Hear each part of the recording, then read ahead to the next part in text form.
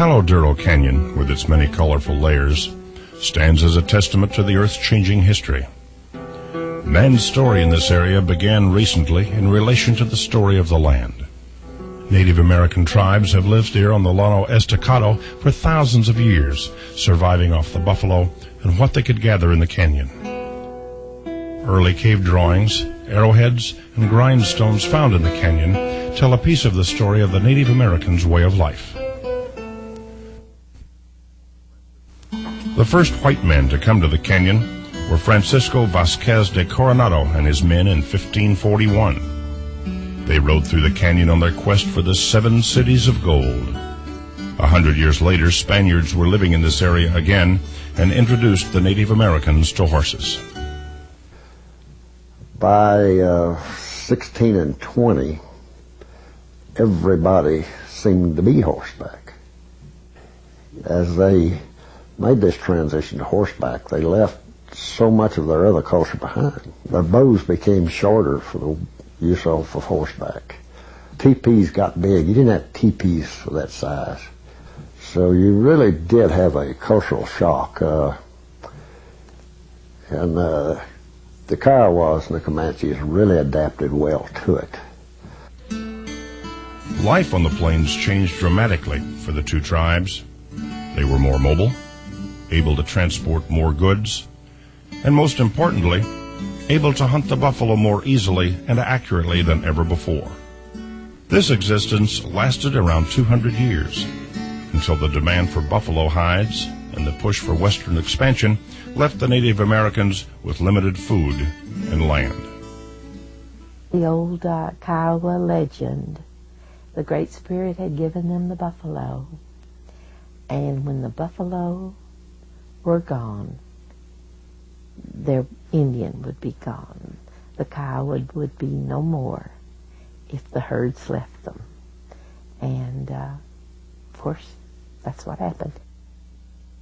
The final blow for the Plains tribes came in 1874, when the U.S. cavalry, under Colonel Mackenzie, fought the Native Americans in the last battle of the Red River Wars. Mackenzie had hoped to force the tribes in the Palo Duro Canyon into surrendering through starvation, but resorted to fighting when this proved futile. This battle proved a turning point in the history of Armstrong County because it allowed white people to settle with less fear of attacks from neighboring Comanches and Kiowas. The canyon and its surrounding plains were a natural source of food and shelter, thus providing an ideal location for the development of ranching.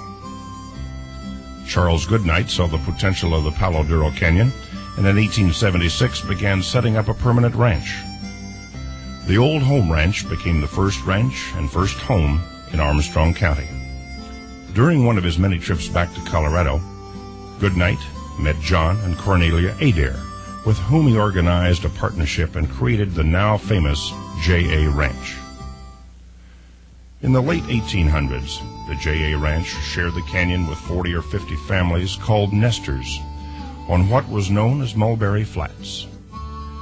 During a time in history when tensions were growing between small homesteaders and big ranches, there was no animosity between the nesters and the J.A. A lot of the nesters that came in, the small cattlemen, their sons and the men themselves worked the J.A. It seems to have been a fine working ranch. The nesters built the first post office in the county, as well as a schoolhouse that served as a church on Sundays. As many small ranches and farms sprung up in the county, so too did several towns.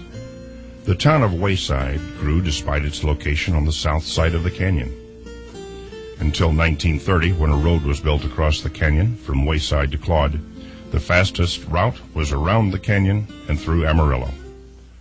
He followed the Indian trails mostly on the first go, and he didn't get it where with the PWA work and so forth in the early 30s, and they did get a road that's passable across the canyon. But the river was the drawback. If it was a little soft, that quicksand, some of them would get bogged up in the quicksand. Then he got it finished, and where cars could go across there, it'd save the people in the southwest corner of Armstrong 120 miles to get to county seat. The railroad encouraged the growth of Washburn, Claude, and Goodnight. Although still occupied with the business of cattle, Charles Goodnight spent much of his time developing a community. He established the first Methodist church in the Panhandle, a children's home, and Goodnight College. Washburn at one time had the promise of being the largest town in the Panhandle, but that hope was stifled by Amarillo's boom. Claude gained importance by being chosen as county seat, and in 1890 a courthouse was built. It was replaced in 1912 by the courthouse that stands today. At one time, Claude was well known because it was the only place to spend the night between Denver and Dallas. Travelers stayed at the Palace Hotel, which was considered a grand hotel in its day. Rural communities developed as well, with their own small schoolhouses and churches. There were 2 teachers at the rural school. They carried on a very fine program, usually a married couple. They had a little teacherage for them to live in, a little 3-room house that sat right by the school. They had around 60 children, I imagine, because they didn't consider a room full till it had 30 in those days. They all brought their lunches, and they got there by horseback. As technology moved forward, the people of Armstrong County adapted without losing sight of their roots. Charles Goodnight started raising buffalo and even experimented with crossbreeding buffalo and cattle. In 1914 and in 1916, he staged a buffalo hunt with his Kiowa friends for an audience of thousands. In his later years, he took this idea one step further. He combined modern technology and panhandle history in a film called Old Texas.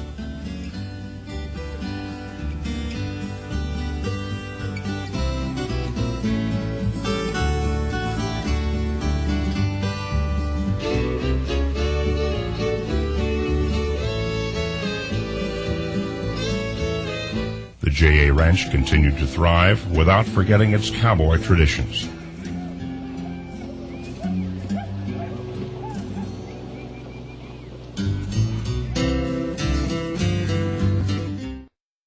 Rural communities progressed as well by joining together in an effort to make improvements. In 1954, Fairview joined rural neighborhood. We put lots of different things up around over the community, named the roads, put signs up, and everybody had a name for their own community, own home. Everybody had a name. Life in Armstrong County took a new turn in 1964 when Paramount Pictures came to film the movie HUD. Claude became Vernal, and the town was transformed. At times, though, life didn't seem all that different.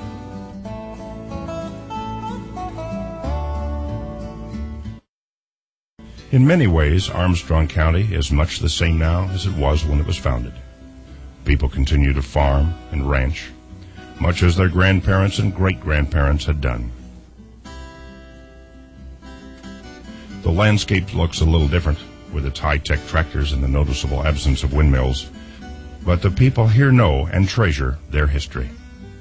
Some have even gone back to it.